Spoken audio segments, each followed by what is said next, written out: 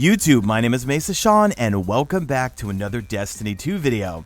Alright folks, we have a ton of Destiny 2 news to go over in this video, and also we'll go over some basic tips and tricks and things that you might need to know for the Solstice of Heroes live event, which is going on right now.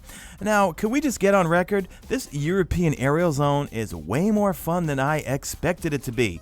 I mean, first they knocked our socks off with the menagerie, but this European aerial zone, man, it is a lot of fun. Sound off in the comments section. What do you think of it? The only thing I think that's missing from this live event is weapons, and I say that about every live event. I love the armor. I am going for all three sets on all three classes, but I do wish we had some weapons to grind for. Even if it was just a reskin, I said this in my previous video, even if it was some reskins of some legendary weapons that we had, but they can random roll with random perks, but have the Solstice look to them, oh, they would be epic. Safe to say the armor is probably the best looking armor sets we've ever seen. Well, throw in some weapons that look as cool as that. I don't know, I'm off on a tangent. Let's get into this. We're going to cover the patch notes for 2.5.2. We're going to cover the fact that someone glitched into an area where you can actually see where Uldren Sov was resurrected. We'll talk a little bit about that later. We're going to talk about key fragment farming. We're going to talk about package farming. We're going to talk about upgrading some of your gear. We're going to talk about one of the buffs that Bungie allowed you to get from the Eververse store for Bright Dust that has been disabled until further notice. Even if you bought some, you cannot use it right now. Then also, we're going to talk about this secret boss, or not really secret unless you noticed it looking on the left-hand side of your screen, but when you get to the final boss in the European aerial zone, there is like a taken prismatic something that appears on the left-hand side of your corner. You're going to go have to find that thing, kill it, and, well, we'll talk about that later when we get to it. Let's jump into these patch notes. I will link the full patch notes in the description, but I'm not going over all of them, okay? I just want to go over the ones that I think are important. First up, for the sandbox, Lord of Wolves, you caught your nerf. Reduce the amount of ammo that shotgun scavenger perks can give to Lord of Wolves when it is in the release the wolf state. Decrease the effective range on Lord of Wolves. And of course, they didn't give us a percentage. The decrease is more aggressive when the weapon is in the release the wolf state. Also for perks, fixed an issue that allowed the Feeding Frenzy perk to be applied to any weapon. Yeah, that was a big glitch going around where you could turn any weapon into having Feeding Frenzy. For a Tribute Hall with regards to the Triumphs, the Tribute Hall Triumphs, the Emperor's Gladiator, and the Scoundrel in uniform no longer require you to equip a full set of Leviathan gear to progress. Players will now earn more points based on the number of gear pieces worn, similar to other Triumphs. For Tributes, players will no longer be able to place the Tribute Hall introductory tribute on an alternate character to gain credit for a large number of tributes placed. Players who access the Catalyst or emote rewards through this method will have those items relocked until they place enough unique rewards to meet the actual unlock requirements. So it looks like if you cheesed it, well, looks like you got to do it over again. I know for myself, I didn't cheese it because I don't care about the bad juju Catalyst. I'm not a big fan of bad juju. Nothing will get Outbreak Prime out of my bare hands. With regards to the Iron Banner, they changed some of the pursuit objective values. So for grenade kills, they reduced it by 50%. Allied grenade kills are now worth as much as your own grenade kills. Also, they reduced the sword kills by 25%, and ally sword kills are now worth as much as your own. They fixed an issue where players were unable to equip Season 3 Iron Banner ornaments on their Season 7 armor. The Wolf's Favorite will no longer drop from daily and weekly Iron Banner challenges. They fixed an issue where the Triumph Ephrodite's Gift was not unlocking for players who earned enough Iron Banner rank-up packages during Season 7. This fix is retroactive. It will get players up to speed who have met the requirements. With regards to the Menagerie and the Chalice, for Heroic Menagerie, now is going to drop the sword for first-time completions 100% of the time. Subsequent completions have a moderate chance to drop a sword at 25%. Imperials and runes can no longer be earned by idling through matches of Crucible and Gambit. Also with the Truth Quest, they replaced the step of the Truth Quest chain requiring the bounty Corsair down with a step requiring completion of 3 patrols in the Dreaming City.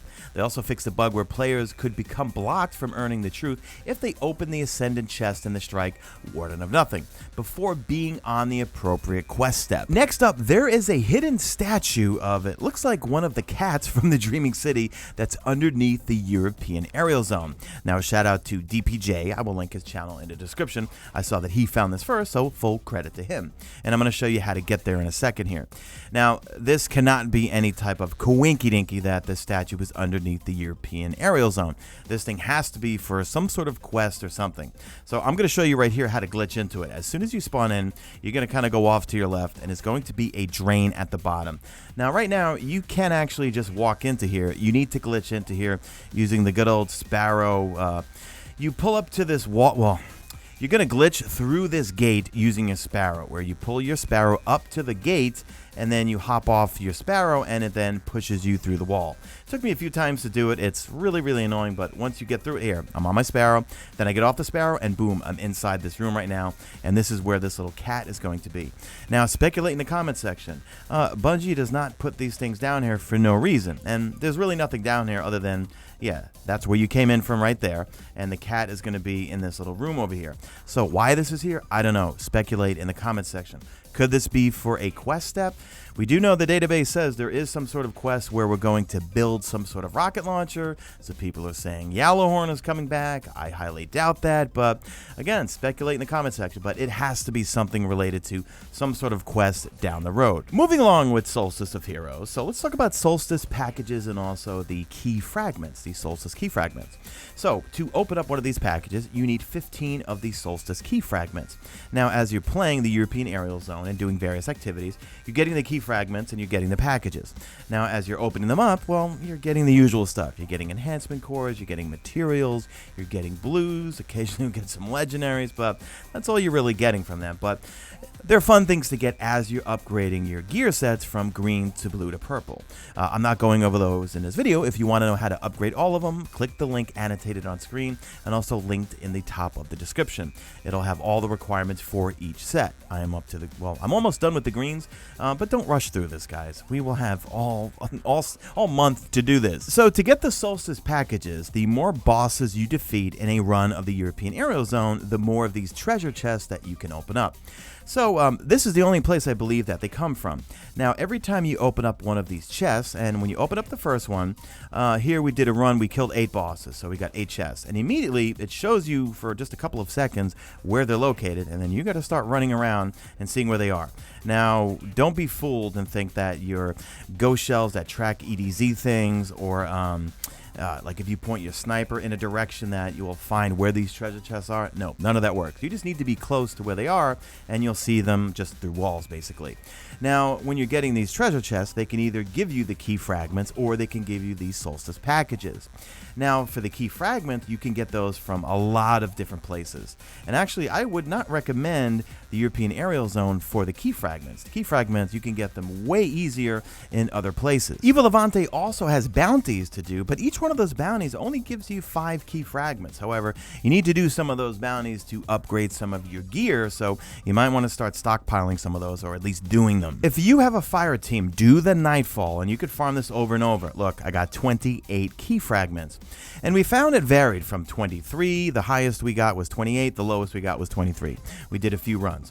This week, the Tree of Probabilities would be the easiest one that you could burn through, because most of the Infinite Forest, you could just skip. But for the week that's going to have, well, hopefully they give us the Lake of Shadows for a Nightfall, you could speedrun that thing in 4 minutes. But just go into the Nightfall if you have a fire team, put on no disadvantages, put on no handicap, put on heavyweight, and also put on whatever burn you like. Well, solar, obviously, for today, or actually yesterday by the time you watch this video, and you could burn through it probably in about like 8 to 9 minutes. That is if you have a fire team. If you do not have a fire team and you're solo, I would recommend doing public events. Each public event will give you about 5, and I think patrols can give you 1 to 2. So I would go to the European Dead Zone, maybe even Nessus. There's always tons of public events at all times going on, especially the European Dead Zone, and there's always Guardians around. So while you're doing those public events, you might as well do some patrols too. You'll get some materials, but more importantly, you do the public events, you'll get 5 per public event, and then also when you do a patrol, you can get 1 to 2. So that's what I would do, but also when you do your milestones, your daily milestones, your weekly milestones, all of them, they'll give you a whole bunch of key fragments. So if you want to get some key fragments, do the daily milestones, do the weekly milestones, then if you clear out all of those, well, then and start doing public events and doing patrols. So let's talk about this hidden or secret boss, this prismatic taken. So you're going to see on the left-hand side of your screen, like I showed you before, it'll say a prismatic taken has appeared. And what it is in a nutshell is when you're fighting the final boss, this taken dude's going to come out of nowhere and he's going to drop an orb on the floor that's going to give you max empowerment. So for today or when we were playing, it was solar, and if you pick it up, then you get max solar empowerment. So depending on what day it is, yeah, you could just get it quick empowered and then go back to fighting the boss. If you went over to Eververse, she was selling for 50 Bright Dust the Solstice Key Fragment Magnets, and it's a consumable, and I think it would last for 1 hour. This consumable item attracts Solstice Key Fragments at an alarming rate. Use at your own risk. Effects last for 1 hour. Expires at the end of Solstice of Heroes. Well, I didn't know how long it lasts because I didn't get to use it because Bungie tweeted out, effective immediately. To mitigate further impact of an issue where Solstice Key Fragment Magnets are not increasing the rate of Solstice Key Fragment drops, we're making this item unavailable for purchase from Eververse. We will follow up with more information at a later time. So hopefully you didn't use them because they were not working if you tried using them. And if I was to use them, don't use them on Nightfalls. Don't use them on something that you're going to be running like a strike that's going to be every like 9 to 10 minutes. You want to use them on something like, if they did work, use them on something like if you're running around doing public events or patrols or something, because that's where you're going to see the buff, I would think. Also, I forgot to mention before, just regular strikes in the strike playlist, those will give you about 16 per run. So I still think that the public event method would be faster because you're doing patrols, you're doing public events, and each public event will give you 5. But the regular strikes, they'll give you about 16. That's not bad, but it depends if you're doing them solo and with randoms. It could take you a little longer. Could take you a long time to get those 16. So from way back when, we saw this cutscene where Uldren Sov is resurrected. However, we have no idea where he is or what the story plotline is going with this one. However, it looks like they might have added to the game, or will be adding to the game, the gazebo over on the Dreaming City, where he is actually resurrected. Someone over on Reddit made a Reddit thread, which I will link in the description, with some pictures, but also a YouTube video, which I will also link in the description and show you a quick clip. But it looks like Bungie added the gazebo where Uldren Sov was resurrected, and I think folks would have found this a long time ago in the game. I know these glitchers love to find these things, but yeah, there it is. So I included just a quick clip. I'm going to link the video in the description from Stallioness. I believe that's the YouTuber's name, but I'm going to link this video in the description. This person talks through how they got there, and I think they're going to make a tutorial on how they actually got to this part of the Dreaming City, so be sure to click the link in the description. That is going to do it for this video, guys, and thanks for the support on the recent stream. Man, it was so much fun. We had so many new channel members, and new channel members, make sure to check the community wall on the YouTube channel, because I have a link there to the private Discord for channel members, and if you want to consider joining, click the link at the top of the description. Besides the custom emojis, the Discord's a lot of fun. I check in with you guys every day and we chat. There's some LFGing going on, kind of give you a sneak peek behind the scenes of my channel, and we're growing in numbers. We're getting a big old Mesa army over there. So that's it, guys. Do me a favor, drop a like on this video only if you see fit. Follow me on Twitter at Mesa Sean. Check out my stream, usually and always on YouTube, and that's it. I am out of here like Vladimir.